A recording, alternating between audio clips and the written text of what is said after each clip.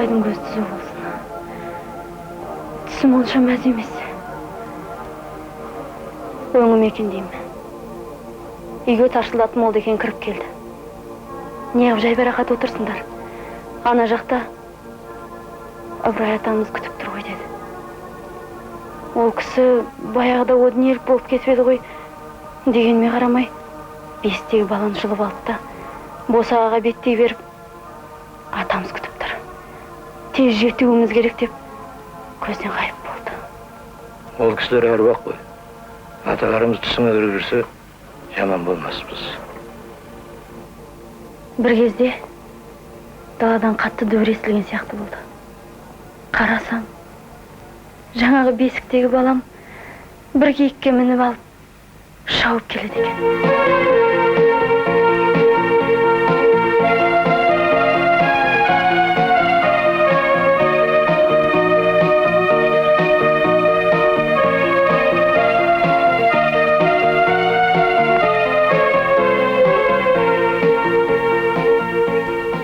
Ыбырай атамның аруағы қонады екен.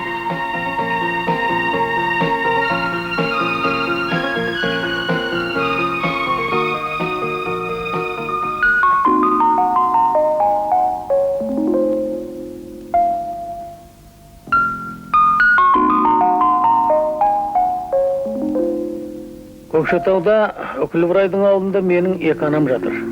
Есіл бойында Жалғыздаудың түбі Еңбек деген жерде екі әкем жатыр. Әкем Рақымбек Ерторы баласы, осы арғы тегі Ақан серімен аталас. Мені тәрбиелеген Салықов Айтахмет шешемнің туған ағасы. Сол кісінің қолында өсіп ержеттім.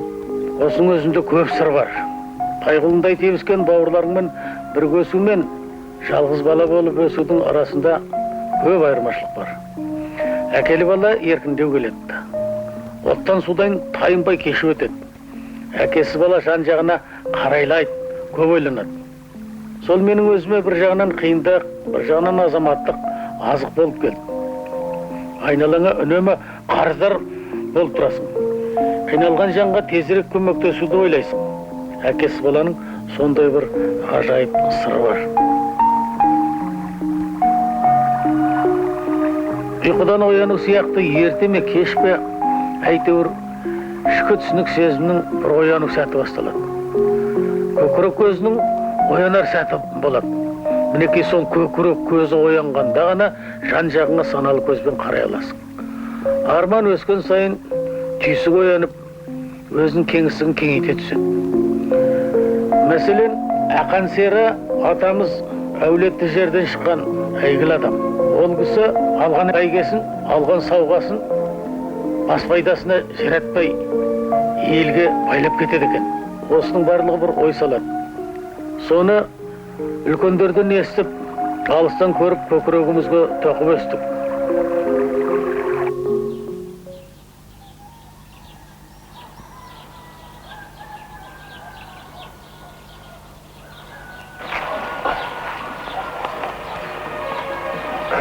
Майбайдан бастапты. Жемін азайтып, тыңласа керек.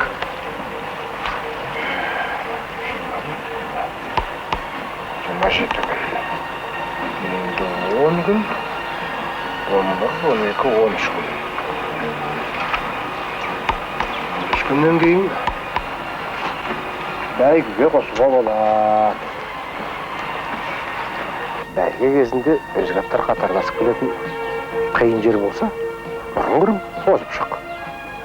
Қара жолмен шапқаннан көрі, жолдың жиегіндегі шөптесімен шап, тұяққа жұмсақ болады. Батыр, не қалаш? Сен ана әкімбектікіңді. Бұл екі кішкентай болған оның ойын бақта. Тізгінді қалай бұрса, солай ыңғайына көне бер. Шайдақ мінем десе. Жеңді бүге сол. Зөңгі жоқтатта.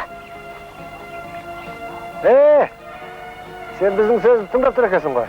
Бер кел. Қай жарыс болмасын, қатар келіп отыра бастаған кезде қиқуға бас. Ат сені ғана істейді. Сол қиқудан ат арқаланып, таңай болады.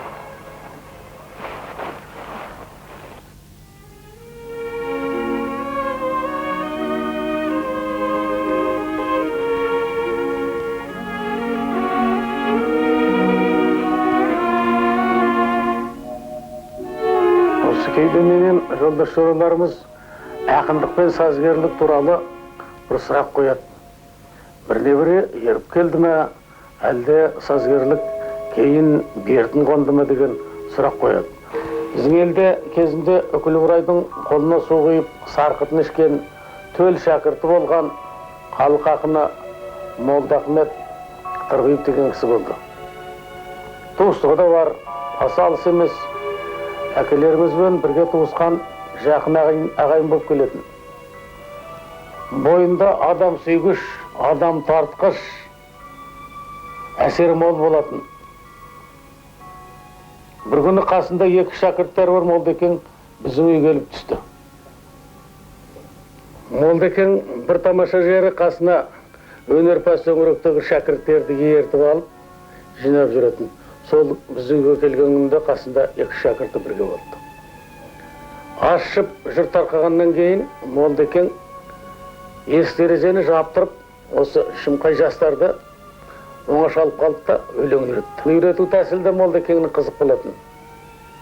Молдекең мынау талапкер сарапқа түскен әншілер ән салып жатқанда өзі жіті тыңдап отыратын да араласып пікірін білдіріп отыратын. Дұрыс айтылса шәупәлі дейді, ал енді бұрыстау кетіп бара жатса, бозға кеттің, қырға кеттің, далаға кеттің, тіпті қыз қуып кеттің де дейтін. Бір үйренген өлеңім қарақат көзі сым саусақ. Үкілі Ыбырайдың өзінің бұрауы менен, әні менен, ырғағы менен жақсы келтіріп кетіп үйретіп кеттім.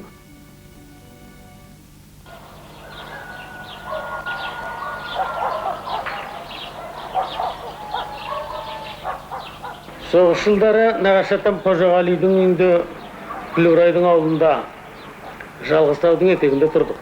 Нағашы атам мен Мағзұм ағаның арқасында ат баптаудың талай сырына қанықтым.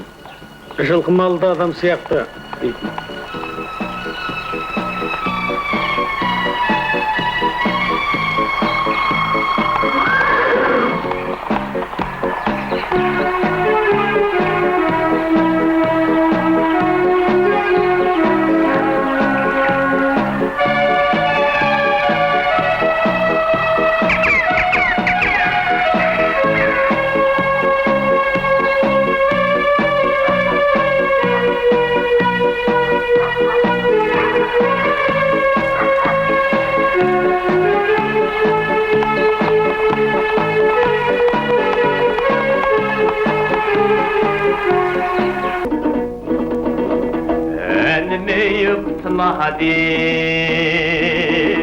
Төскейім түрім баралқа, құлагер жортқан құба бер, сүйемін сен оусарарқа.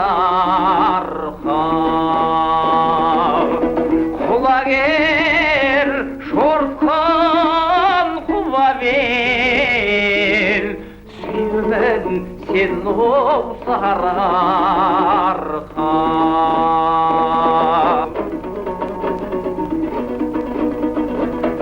Әніме ұқтынағален, төскейім түрім баралқа, сен туған жер ғажап жер, сұлулар еллоу сарарқа.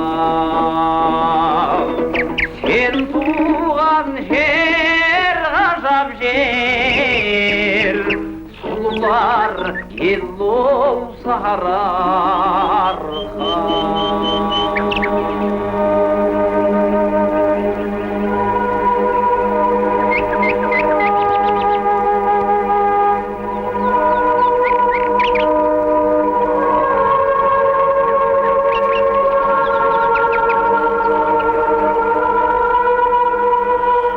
Сақшыдай бұлақтың басында бір бейіт тұр мүлгіп. Көнерген көк мәрмәр тасына қонады түн жұмшырт. Жан емес ол қазақ атақты паш етер қылығын, тек қана өлерде ататты ақырғы тұғырын. Салмаңдар тасмазар аулаққа, артық жер атайын, депті ол жылқүйір бұлаққа басында жатайын. бір рет далама қарайын, тастауға қимастай, бір жұтым қымызға қанайын, қайталап құймастай. Бір рет тұлпарға мінейін, ерттеулі қалсын деп, бір рет аруды сүйейін, шәрбәтім қансын деп. Бір атым насыбай атайын, бітерде ғұмырым, сонан соң мәңгі естіп жатайын, жылқының дүбірін.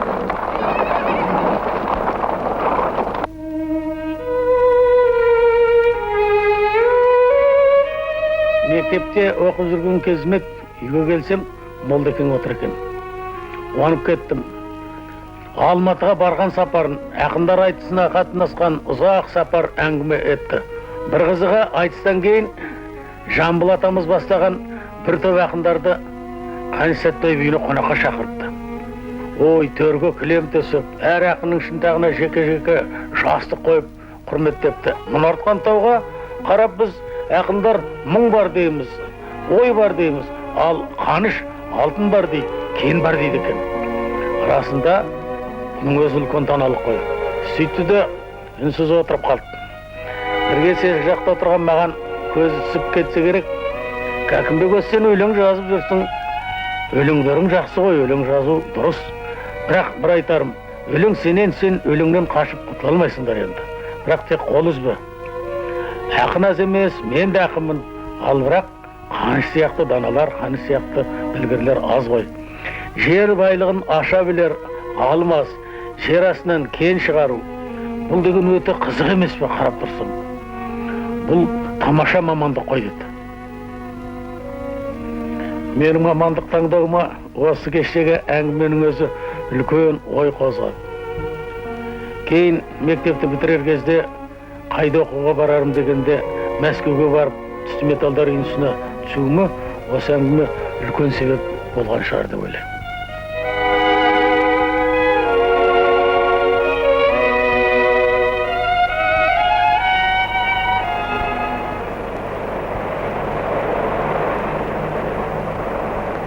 Менің жасым қазір 90-шыға кетіп тұр.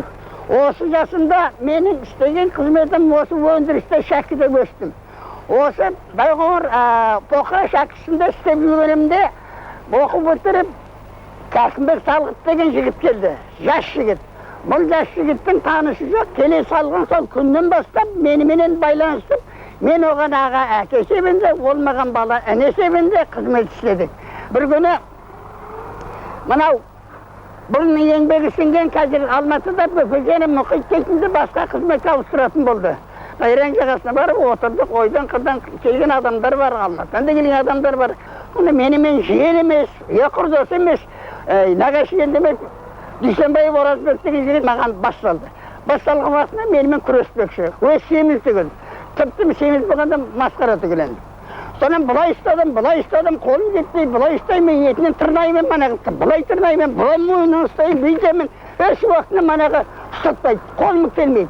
Бір уақытта, қай уақытта не болғаны менің астында кет. Астында бастым, үстінде жаттым бұлай. Ай-қай деп, аяғымды бүйтіп манағы мақтанып, есім шығып кетті. Басым бұлай, аяғым бұлай. Бір уақытта мына яқтан бөпесем. Бөпежені өзі құшақтап атыр, Кәсімбек кеп құшақтап атыр. Бәз Өрбөде кеп құшақтап атыр. Ол уақытта Өрбөде тірем арқын. Келіп құшақтап атыр. Бір уақытта Кәсімбек жүгіріп келіп айналайын аға жинай, әр уағын айналайын. Әгер де сіз жығылсаңыз, мен де кегімді алам қойдым, қайданып келбем, деді. Ол Кәсімбек не дейтін себебі, ол өсіп болсын еп. Мен оның талай қызығын көргем. Сол қызықтар өсім өскім өді, балалық жасым кәсек 92 ұмытып кетем.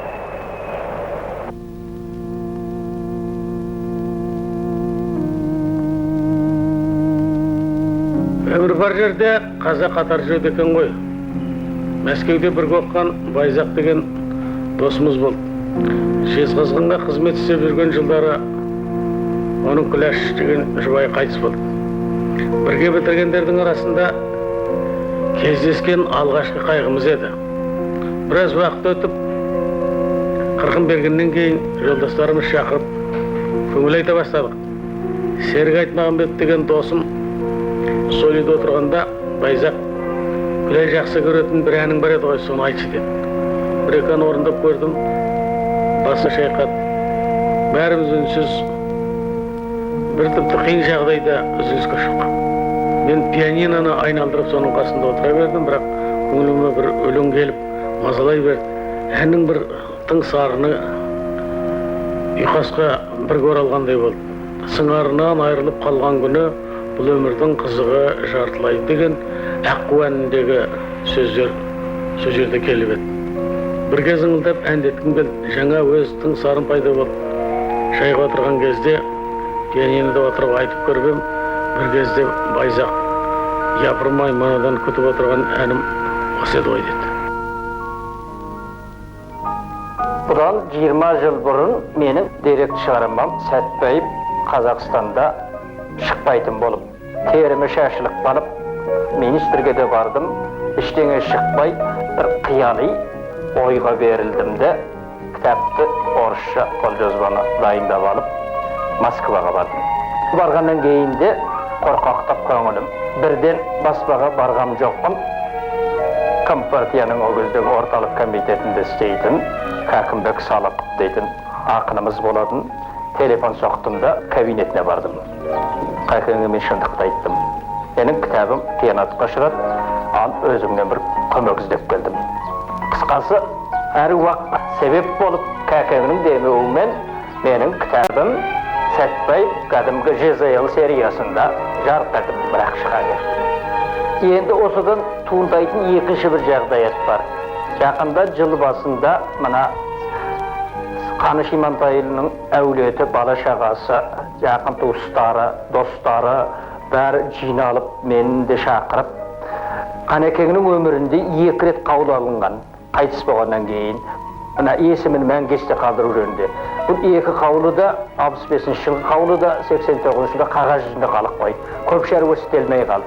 Осы Алматы қаласында қойылатын ескерткіш қозғаусыз қалып қойды.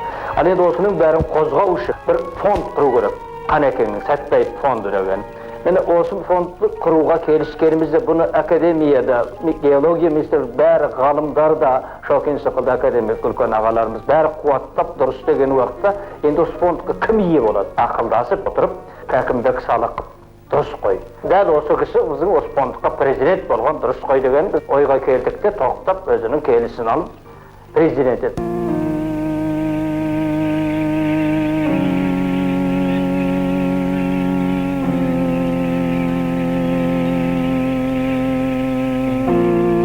Қызығым сүйген аңшылық, кең дала сырын танытты. Көрмесем кетем жан шығып, қанатты күндер сағынтты. Қиқулап құстар қаптаған, осында менің ынтығым. Адаммын бірін атпаған, жатса да даяр мылтығым. Кеткен отты жалындай, шоршыды шортан тау жақта. Бой жеткен қыздың санындай, ақ сазан түсті қармаққа. Аяңшыл жарға қалыппын, ауылға зорға қайтамыз.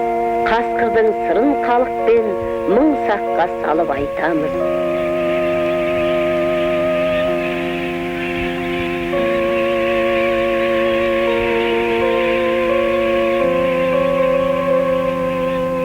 Жезгей көрде жарқ етсе, жолымды қазір кеседі. Өтсінші, өтсін ант етсе, көз тойып көңіл өседі. Өтсінші, өтсін өтті ғой, асықты деме асықты. Есіме салып кетті ғой, қыз қиял арман ғашықты. Өтсінші, өтсін қыз елес, көрдім деп көпке айтамын. Қиық емес, құс емес, бір өлең атып қайтамын. Қарап отырсаң, қаншама тау асып, қаншама жол жүріп тастаппыз. Жығылып сүрінген кездерімізде болған шығар. Бірақ қай жұмыста жүрсем де, негізгі өнерім поэзияға қиянат жасағам жоқ. Әрине, лауазымды кездерімді пайдаланып, қолдағы барлық шығармаларымды төпелеп шығара беруге де болар еді. Оған шынымды айтсам, партиялық этикада жібермеген шығар.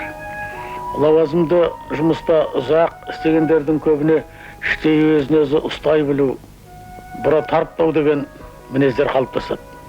Байқап отырсам, шығармаларымда қуаныштан гөрі сағыныш пен мұң басым болады екен.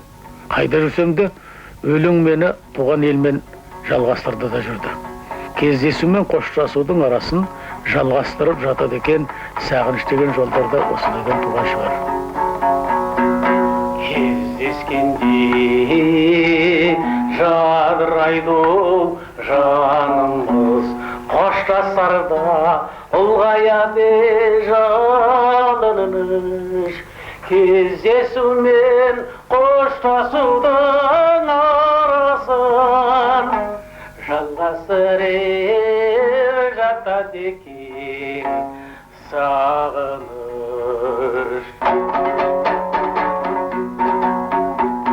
Кездесуден қоштасулар қалмайды, кезектесіп ғұмырыңды жалғайды.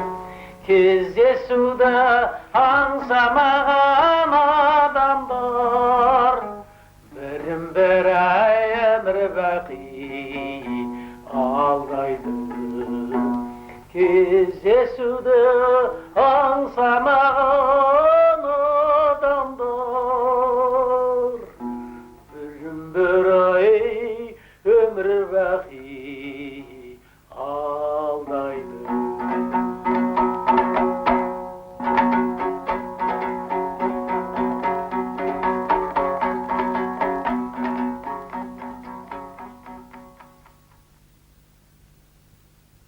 Арал деген бұл бүкіл Орта Азияның бүйрегі мен бауыры. Арал құрғаса, Қазақстанның да тыңыменен шыңның күйіп кетеді. Қазірдің өзінде оқымыстылардың айтуынша, жылына 150 миллион тонна құм, тұз аралас құм, жай құм емес, бүкіл жер шарына тарап жатыр. Ал енді Аралды алатын болса, қазір Аралдың өзі мына үлкен Арал, кіші Арал болып екіге бөлініп қалды. Мына кіші Аралымыздың өзі 6000 текше метр жер. Соның жартысы қурап кетіп, кеуіп кетіп, қазір соның тұзы жан-жаққа тарап жатыр. Егер бұл кіші Аралды жоғалтып алсақ, мына бүкіл Қызылорда облысының өз орнында атамекенді күн көру деген некен сияқты болады. Соңғы 2 жылдың ішінде су мол келген жылдары, былтырдың өзінде 9 миллиард куб су мына Өзбекстанның жерінде Арнасаға кетіп қалды. Себебі сыр бойыменен біз жіберетін суымызды жібере алмай қалдық. Әр жерде салынған бұрынғы құрылыс бөгеттер өткізбей тұр. Осы мәселені шешу үшін көп қаржы керек. Дүниежүзілік банк осыны берейін деп отыр. Осыны тек қана біздің проекттантар, біздің инженерлер, білетін адамдар, талашарпы емес, жартылай дайын проектлеріміз бар. Соны іске қосу үшін атсалысуымыз керек.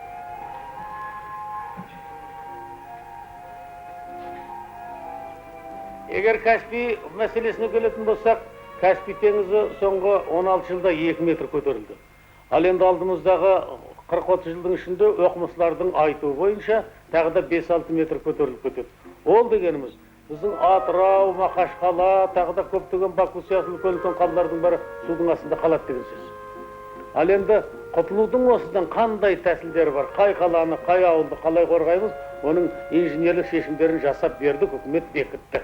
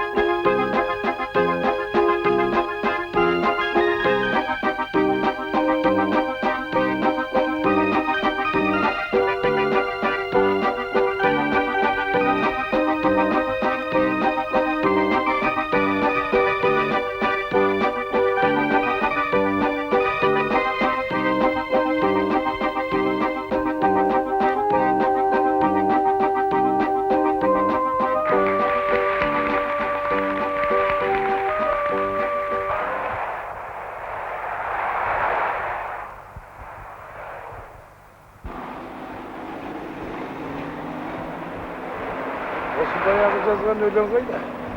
Әлқисса қайда? Әлғисі бар. Біз қазақпыз, түркітек тіліміз, түп тамырлас, алталаштың біріміз, ата жұртын көл қорған қызғыштай сақтап қалдық, тәуба айтамыз, тіріміз. Баяғын өтсек қайта саралап, болды заман, шат басынған табалап, ел тозғанда соқыр көзден жас шығып, туған екен, Абылай болар сабалақ.